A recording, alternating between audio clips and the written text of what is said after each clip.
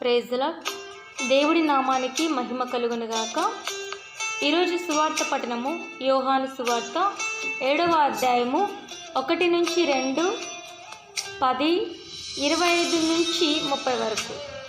ఆ కాలంలో యూదులు యేసును చంప ప్రయత్నించుచున్నందున ఆయన యూదియాలో సంచరింపక గలిలయలో పర్యటింపసాగెను.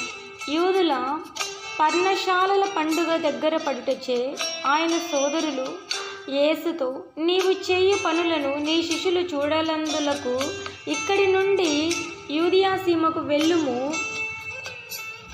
ఆయన సోదరులు పండుగకు వెళ్ళిన పిదప ఆయన కూడా బహిరంగముగా గాక రహస్యముగా అచటికి వెళ్ళెను.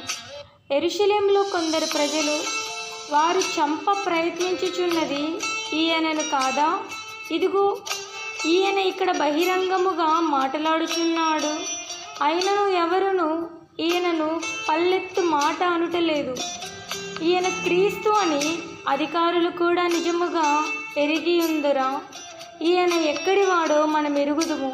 కానీ క్రీస్తు వచ్చినప్పుడు ఆయన ఎక్కడ నుండి వచ్చును ఎవరికీ తెలియదు అని పలికిరి. అప్పుడు యేసు దేవాలయమున బోధించుచు ఎలుగెత్తి, మీరు నన్ను ఎరుగుదురా? నేను ఎక్కడ నుండి వచ్చి తినో మీకు తెలియనా? నేను స్వయముగా రాలేదు, నన్ను పంపినవాడు సత్యస్వరూపుడు. ఆయనను మీరు ఎరుగరు, నేను ఆయనను ఎరుగుదును. ఏలైనా నేను ఆయన యొద్ద నుండి వచ్చి ఉన్నాను, ఆయన నన్ను పంపెను అని చెప్పెను. వారు ఆయనను పట్టుకొని ప్రయత్నించిరి, కానీ ఆయన గడియ ఇంకనూ రానందున ఎవడూనూ ఆయనపై చెయ్యి వేయలేదు.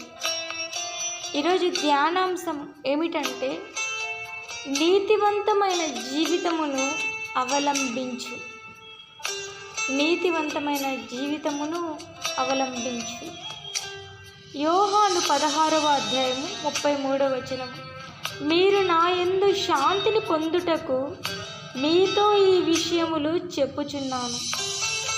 లోకమున మీరు కష్టముల పాలగుదురు, కానీ ధైర్యం వహింపుడు, నేను లోకమును జయించితిని. పుణ్యపురుషుని చాలా ఆపదలు చుట్టుముట్టునండి, కానీ ఆ విపత్తులన్నిటి నుండి అతనిని రక్షించును అనున్నది నేటి మన సారాంశం అన్నమాట. కీర్తన 34:19 వచనంలో, దుష్టులు మూర్ఖ బుద్ధితో ఇట్లు తలంతురు, మన బలమే మనకు గొప్ప, నీతిమంతుడైన నరుని పీడను వదిలించుకుందుము, ఉచ్చులు పన్ని అతనిని కూలద్రోయుదము.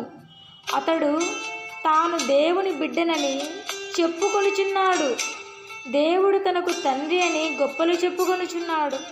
కనుక అతనిని క్రూరముగా హింసించి నీచమైన చావుకు గురి చేయుదము. దేవుడే తన్ను రక్షించునని అతడు చెప్పుకొచ్చున్నాడు కదా. వాళ్ళ యొక్క మాటలు చూడండి. నీతిమంతుని లేకుండా చేయాలి, భూమిపైన ఉచ్చులు పన్నాలి, వాళ్ళను క్రూలదోయాలి. అతడు తాను దేవుని బిడ్డనని చెప్పుకొనుచున్నాడు అని ఒక్క కారణముతో భూమి మీద లేకుండా చేయాలనుకుంటున్నారు దృష్టులు, మూర్ఖులు. ఆ నీతిమంతుడే యేసు ప్రభు, ఆ దుష్టులే అతనిని చంప ప్రయత్నించినారు. యేసు ప్రభు ప్రజల మధ్యలో అనేక అద్భుతములను చేయుచున్నందున అసూయతో వారు ఆయనను చంప ప్రయత్నించిరి. ఆయన సోదరులు సైతము ఆయనను విశ్వసింపలేదు. వారు కూడా కపట బుద్ధితో యేసుతో సంభాషిస్తారు. నీతిమంతుడైన యేసు ప్రభువు హింసింపబడిన విధమున నేడును కుటుంబములో, సంఘములో, దేశములో దుష్టుల చేతులలో హింసింపబడుచున్నారు. కానీ దేవుడు ఎల్లప్పుడూ మన పక్షమున ఉంటారని దృఢముగా విశ్వసిద్దాం. మనము కూడా నీతివంతమైన జీవితమును జీవించి గొప్ప బహుమానమును పొందుదాం. దుష్టులను చూసి వాళ్ళు అభివృద్ధి చెందుతున్నారు, వాళ్ళు ఉన్నతంగా ఉన్నారు, వారు ఏదో సాధిస్తున్నారు, ఏదో వెలగబెడుతున్నారని మనము బాధపడాలి, చింతించాల్సినంత అవసరం లేదు. మనము నీతివంతమైన జీవితం జీవించినను దేవుడు మనకు కష్టాలు, బాధలు, శ్రమలు అనుభవిస్తున్నాడు. మేము ఏ తప్పు చేయలేదు కదా, మేము పర్ఫెక్ట్గా ఉన్నాం కదా అని మనకు నిందించుకొని దేవుని నిందించను అవసరం లేదు. దేవుడు తగిన సమయమందు ఆయన స్పందిస్తాడు. నీతిమంతుడికి అనేక ఆపదలు కలిగినను దేవుడు తన పక్షమున ఉంటాడని మరచిపోవద్దండి. దేవుడు చేయు కార్యములను అడ్డుకునే వారెవరు? దుష్టులు మనకైతే కుటుంబంలో ఉన్నారు, మన చుట్టుపక్కల ఉన్నారు, దేశంలో ఉన్నారు, సంఘంలో ఉన్నారు, ఏదో ఒక పరంగా హింసిస్తూనే ఉంటారు. వాళ్ళ పనే అదే, వాళ్ళకి మరొక పని అంటూ ఉండదు. కానీ దేవుడు ఎల్లప్పుడూ మన పక్షమున ఉంటారని దృఢముగా విశ్వసిద్దాం. మనకు నీతివంతమైన జీవితము జీవించితే దేవుడి దగ్గర గొప్ప బహుమానం ఉంది. అది జీవకిరీటమైన బహుమానము. దాన్ని ఎవరు దొంగలించలేరు, ఎవరు మోసపుచ్చి తీసుకోలేరు. అది మనము విశ్వసిస్తున్నాము. క్రైస్తవులైన ప్రతి ఒక్కరూ కూడా ఈ బాటలోని నీతిమంతమైన యొక్క బాటలో నడవాలి. మన నీతి ప్రభు మాత్రమే.